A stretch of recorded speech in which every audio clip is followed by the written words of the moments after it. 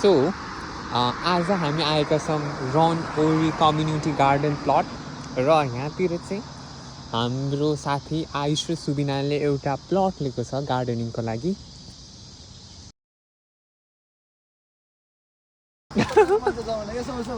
ल है, यो चाहिँ हाम्रो प्यारो साथी आयुष र सुबिनाको युएसमा जग्गा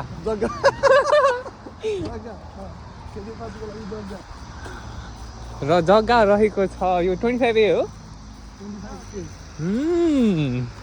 25A हो। ओहो, अलरेडी त्यो पानीको पाइप लिएर आउँछ।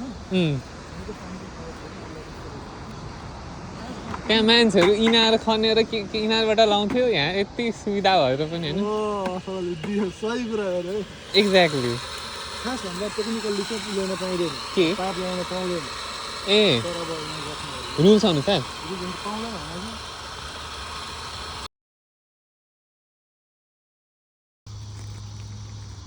फर्टिलाइजर ठुलो रहेछ त्यो बस्तु, यो ठुलो वाला। ठुलो वाला चाहिँ रहेछ नि त। तीनटा राख्नु एउटा दुई भने है। दुईटा दुई मात्रै अलिकति सानो सानो भएको टेबल स्पुन पुरा भएको यो मिल्दैन थियो हैन। यहाँ त केही छ नि कतिले के होला हुँदै नहुँदैन त के भन्नु। आइसले पानी दिइसकेपछि त भइहाल्छ नि। होला पनि त्यही भन्नु आइसक्यो, त्यो पनि फस्यो। हो। मैले यो पानी हाल्दिनँ मेन चाहिँ यसलाई